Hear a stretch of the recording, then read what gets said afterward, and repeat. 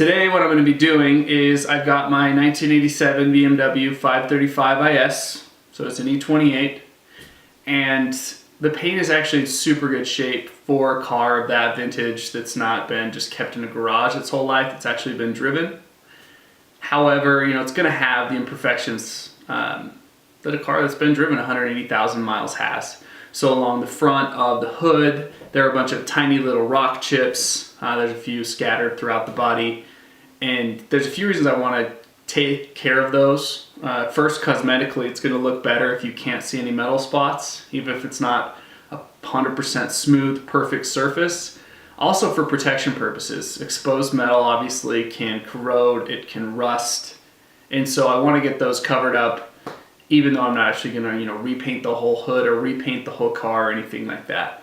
So the technique I'm going to be showing you guys today is actually taken from Larry at Ammo New York City, Ammo NYC on YouTube.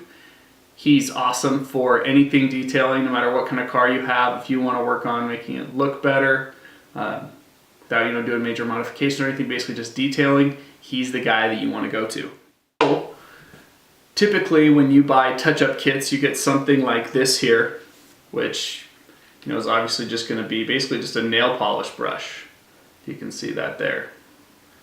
And especially for these really small rock chips that I'm trying to fix, you'll see that they're not going to get filled super well. There's going to be bubbles over, and it won't work very well with that brush.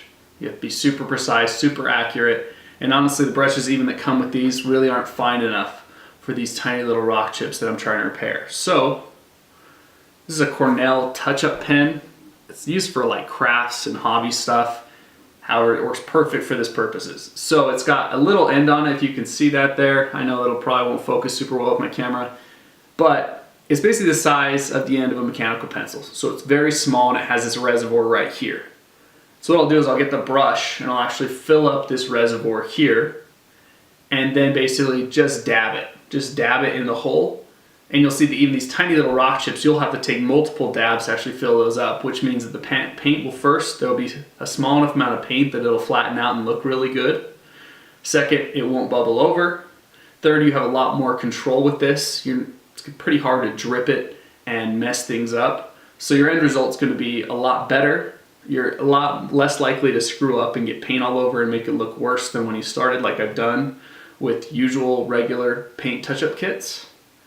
And then the other thing of note is when you're done, it actually has this tiny little cleaner here. If you can see, it's just a very, very fine tip that you'll want to run through here because it's such a small hole here. If you get that clogged up with paint, you'll probably never be able to use this again. Although they're only 12 bucks or something like that. They're very cheap and are actually very effective for touching up cars. I think that really anybody that has the smallest amount of patience should be able to use one of these and make it work super well. And it'll make your car look a lot better. So the next thing I'm going to do is I need to make sure that all these little surfaces are clean. So I just washed the car down. As you can tell, I didn't do a great job. It's probably going to rain here pretty soon, and for lighting I wanted to stay out here as long as I can. So let me get some isopropyl alcohol and make sure that I get this all in all over here. If there's any oil or anything like that, the paint will end up not sticking. So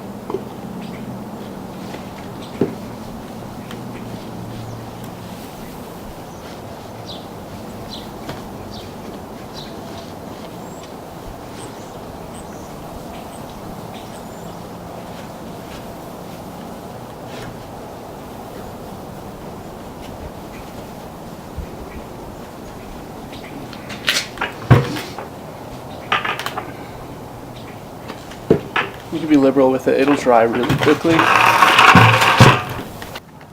Alright guys, so I finished half of it here. I'm just going to go back over and kind of show you what this half looks like from about 1.5 feet, 2 feet away.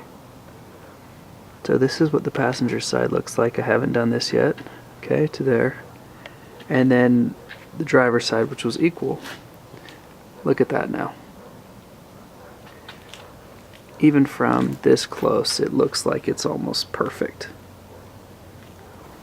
So up close, this is what it looks like. So some people might say, yeah, up close you can totally tell. Well, you can, but from up close and further away, this looks much worse. Plus, that's going to lead to further paint damage down the road if we leave it unaddressed.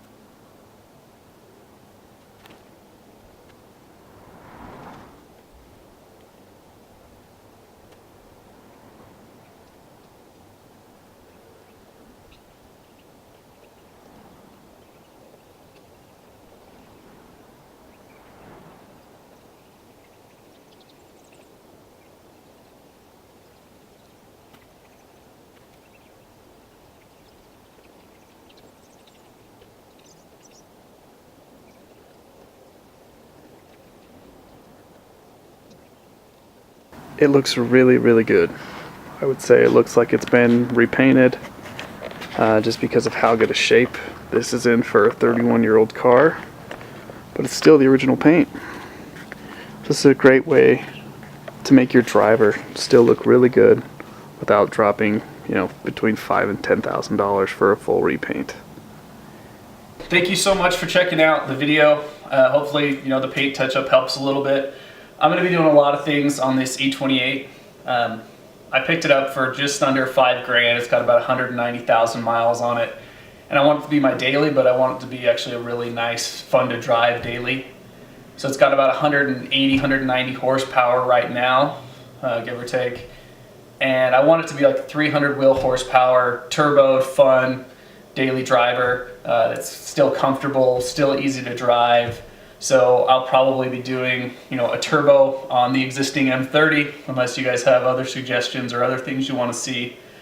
Be touching up the body a little bit more, going to get the front valence painted, maybe a few other body pieces. Probably trim the bumpers, since it has the impact bumpers on there right now. Make that look a little bit better. Maybe drop about an inch in the suspension. Not too much though, because like I said, I want the ride to still be good.